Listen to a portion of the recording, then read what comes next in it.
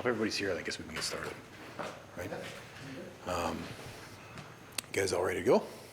Yeah. Okay, I'm Tim Shanks, Timshanks. I'm Director of Water and Waste, and here to talk about our emergency issue at the Fort Garry Bridge sewer crossing.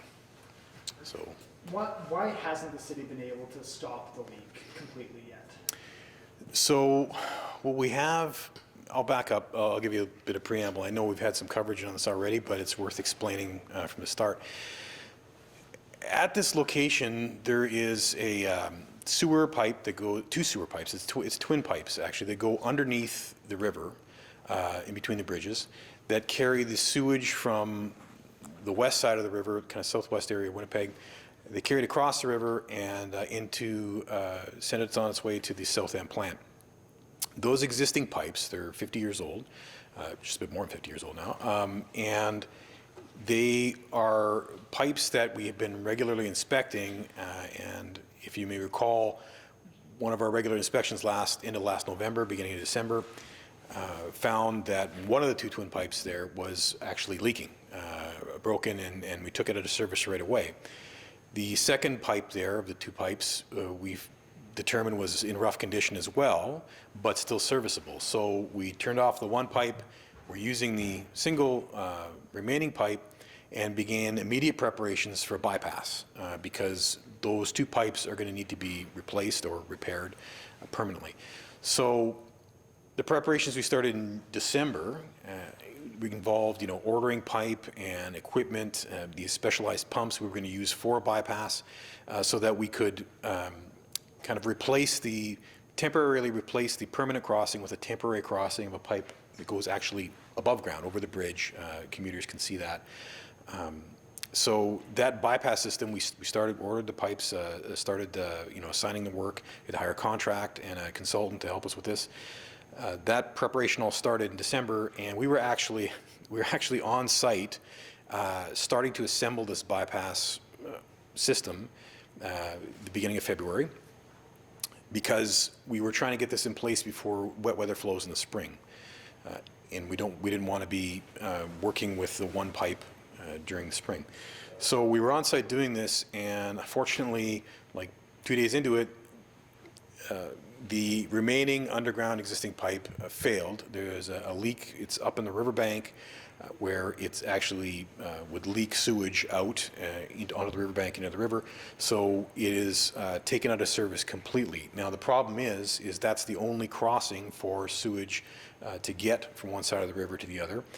So we had to accelerate a race to get the bypass completed in order to bypass the sewage. In the meantime, we were spilling into the river.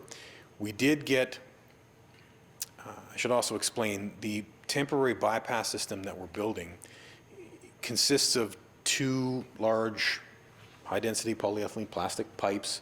They're the big black pipes you can see coming up and across the bridge.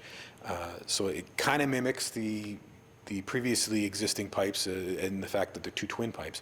But that also has to do with how it ties into the bypass. It's kind of technical, but generally there are two temporary above ground pumps that will intercept the sewage on its way to the permanent crossing and pump it through those pipes over and put it back into the system on the other side.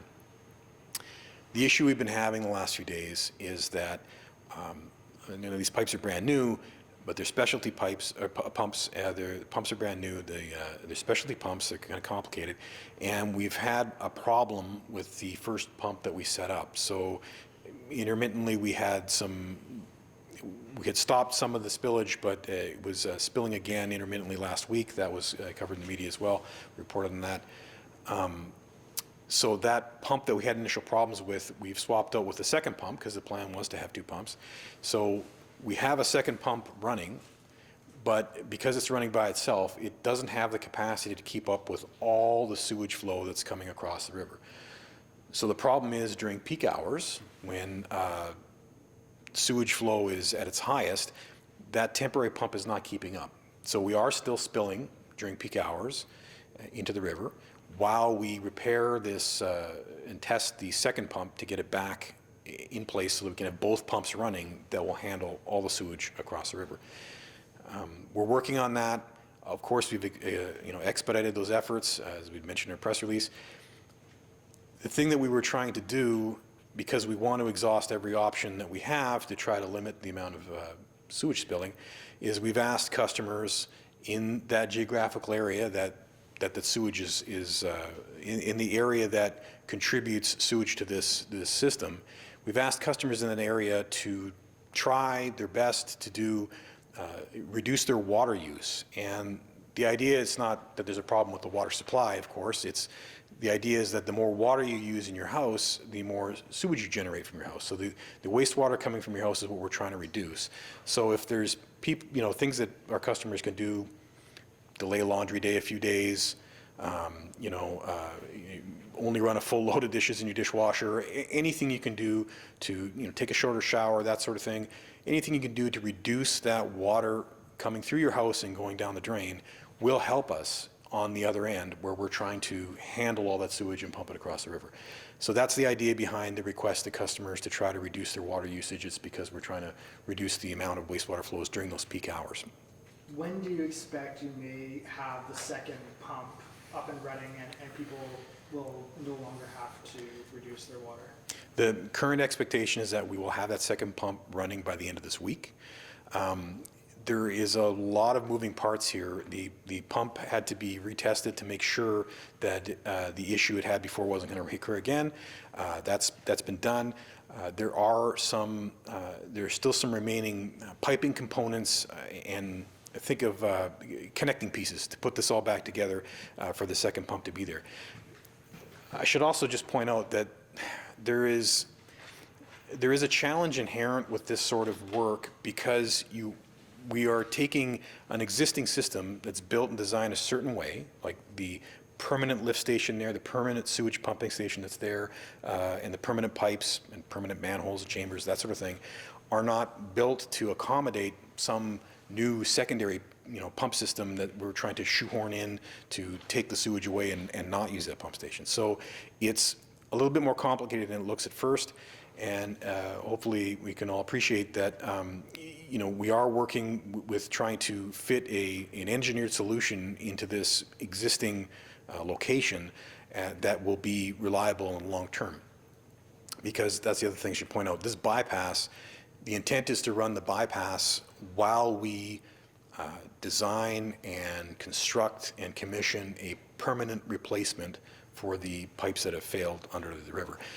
That's going to take some time. That might take up to 2 years. So this bypass will probably be in place well into 2025. Do you know how many residents are impacted by this, or how many residents need to be reducing their water? That is a good question that I probably should have prepared for in terms of a population count. We can get an estimate of the customer accounts in that geographical area. I know it does sound like a large area. It is quite a large catchment area. That's not necessarily out of the ordinary. It's the way the system works is,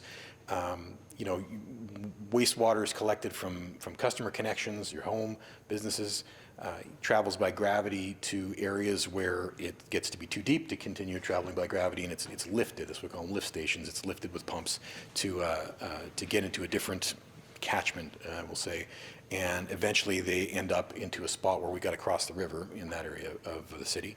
So it is a very large area, and so appreciate the scope of this, but we'll have to get back to you on an estimate of how many customers are in that area. Yeah. Do you know why this pipe failed?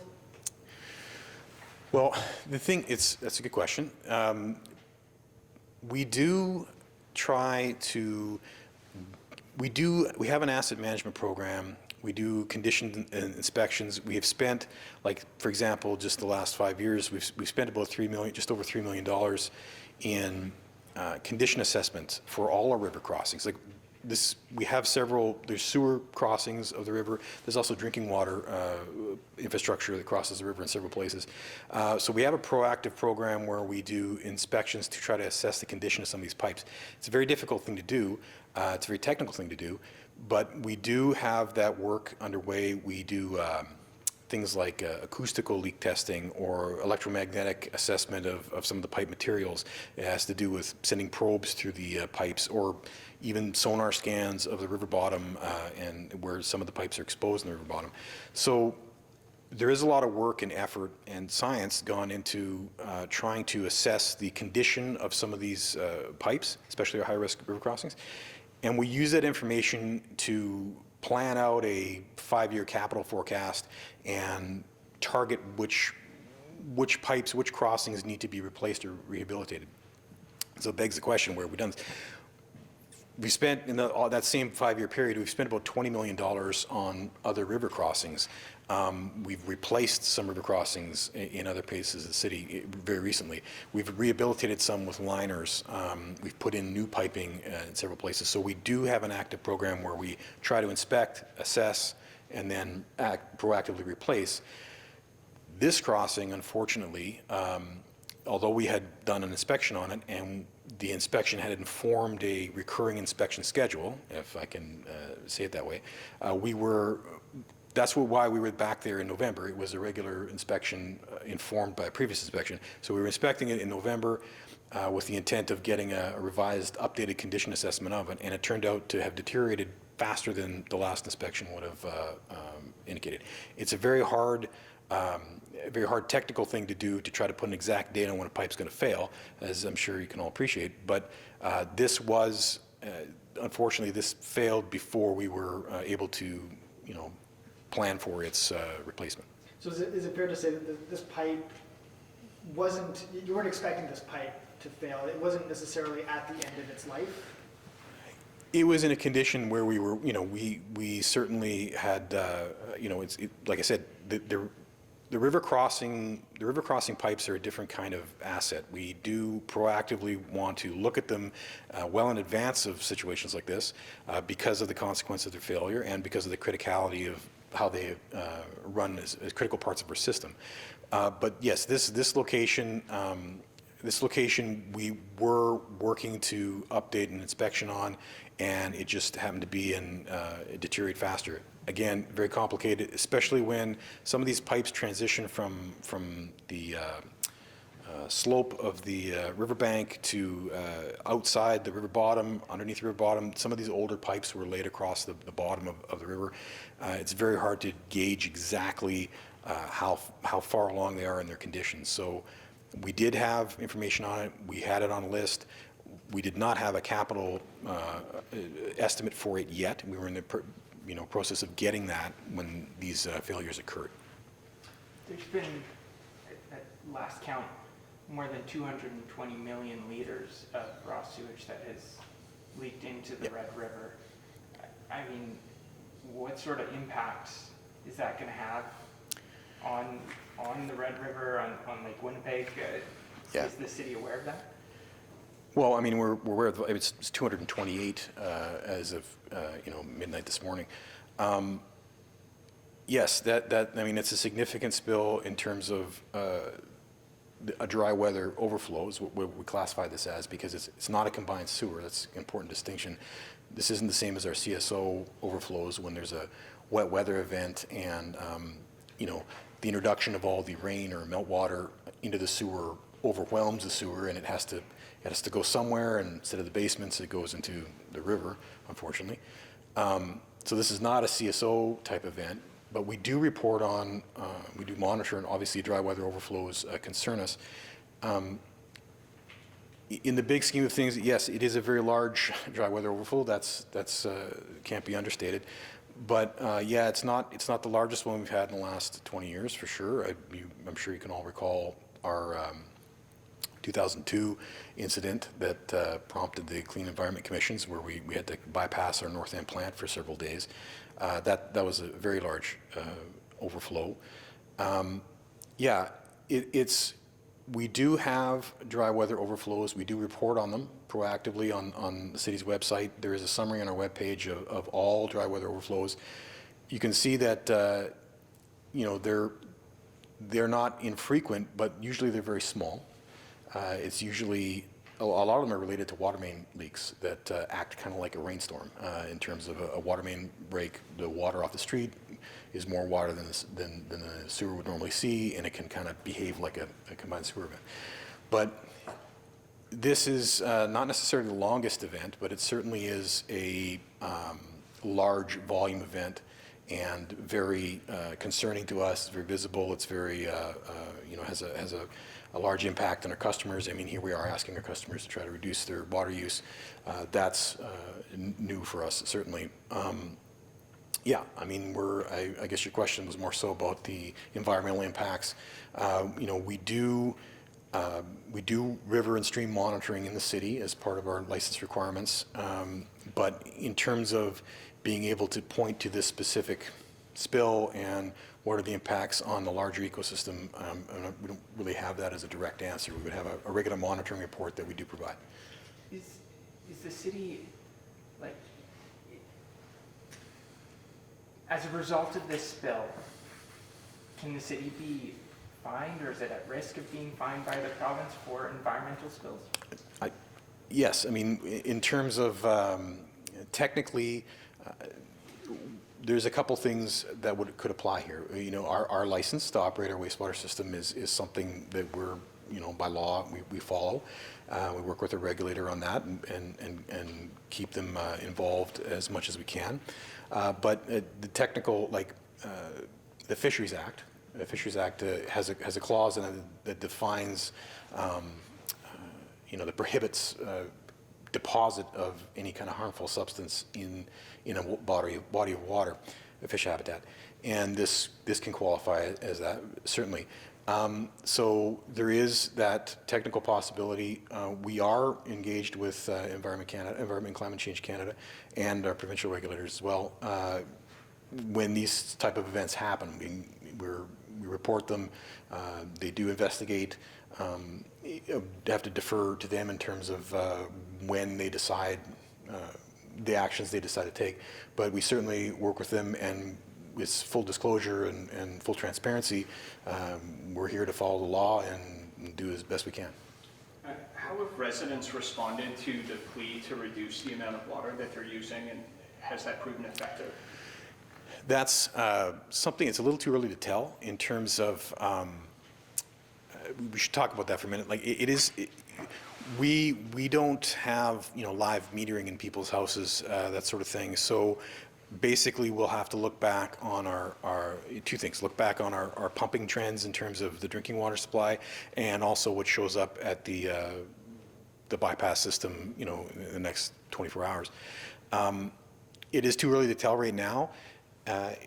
And whether or not it has a large measurable impact or not, I think isn't really, obviously that's the goal, but certainly the point here is like every liter counts. If there's even 1 liter that someone has reduced their use in, that 1 liter less wastewater is, potentially 1 liter less of spilled wastewater in the river. So every little bit helps, and that's really an important message to get to our customers, that anything you can do can help, regardless of if and how we are able to measure it in the long run. Is there any chance that that plea could extend to businesses as well? So I'm thinking of car washes or hotels or places that use large amounts of water. Could they be asked to reduce as well, Tim? Yes, absolutely. I believe actually the way that we framed the messaging was for everybody in that, commercial customers, business customers, the whole thing. We would, encourage everybody in that geographical area to do what they can. Again, it's voluntary, but certainly we would hope or help that people would try to do that. Again, we're really working towards making this as short period as possible. It's very important to everybody involved. Obviously it's important to our customers, but it's very important to all the folks involved here too, to try to get this resolved as soon as possible and as imminently as possible. So we're really hopeful that we're talking, a matter of, a couple days here, tops.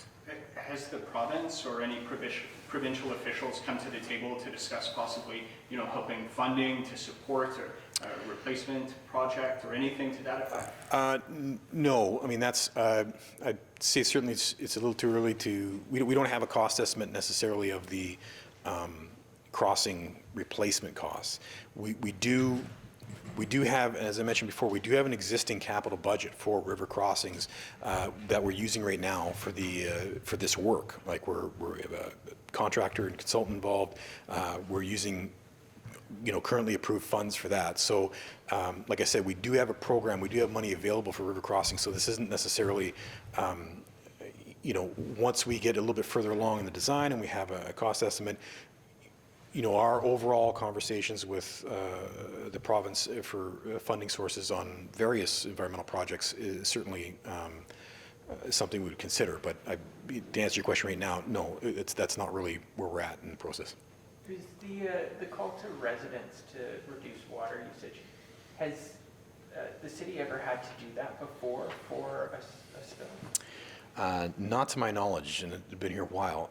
We do have, I believe there's options in the bylaw for water rationing and that sort of thing, but it's always been considered more so from the supply side. And in our supply side and water conservation efforts have been very successful, and we've never been in a position where we'd have to think about asking customers to ration drinking water. So in this situation, kind of coming from the other end of the pipe, no, this would be the first time we've done that on this scale. I mean, certainly on an individual street where we have the water off for water main break, well, people aren't putting anything in the sewer. But in this situation, I would say this is fairly unique. There are other cities where this has happened before. It's industry-wide. It's not necessarily an uncommon practice. It's just that we're in a bit of a unique situation here where our emergency bypass system is not installed as quickly as we were planning. So that's the gap. We know that the city is facing a lot of old infrastructure that needs maintenance, and sewers are some of the most expensive things the city has. Did funding play any role in this, or would an increase in funding have helped avoid the situation by perhaps replacing the pipe sooner? I'd say no, because we do have, because of our capital planning program, and because, as I was mentioned before, the inspection and assessment part of the work we do, it's more so about being able to assess the condition of the pipe and come back with a remaining service life. So we do that. It's very difficult to get an exact number on these things, but the funding we had in place to replace the other river crossings, those other river crossings were triaged in to be more urgent. So it's not, we have funding available for these things, and we try to spend it based on condition assessments. This condition assessment, the pipe failed early. Could this happen elsewhere in the city? Well, no, I mean, not that,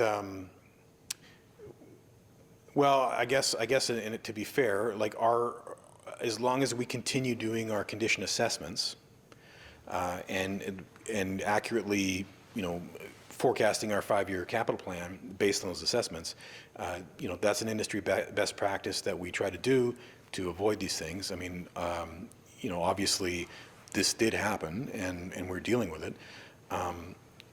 I'd say that it's more, this particular situation has some more detail than it just simply being a river crossing that failed. The nature of the catchment and the physical way the city has developed, over decades, there isn't necessarily an easy redundancy here. And what I mean by that is, it's budget time. Our budget documents are out there. You can see our capital program. The Southwest Interceptor is a similar type of piece of infrastructure in this area that would actually be, it would help for the redundancy in this area. The Southwest Interceptor isn't a project that is specifically to make redundancy in this area, but it does provide redundancy in this area. It's there for growth and for some redundancy. It's kind of a combination. So there's two things here. There's the condition of this pipe that failed, prematurely, but there's also the actual details, specifics of this area that lead to this issue. So I just wanted to qualify that answer, that it's not, pipes can fail. Not all pipes have the same circumstances. And when is the Southwest Interceptor project expected to be finished? Oh, finished. Or started? Yes, well, started, it is started right now. We do have money this year to start the design stages. I mean, we have a functional assessment already done, but the design stages and construction should start in the next, it's in this 4-year capital budget. I want to say the larger expenditures start coming in 2026, I think. And it's more than just a river crossing. It's its own pump station, and it's a river crossing, and then it's quite a length of force main piping to bring it to the Southland plant. So it's a big number. It's $85 million in the budget. That's more than just a river crossing. And where will that go? That'll be farther south? Yes, like off of Kings Drive, or I think it's Kilkenny. We could. It's in the budget documents. All right. Thanks. All right. Thanks. And one thing to clarify, the amount of impacted customers is 90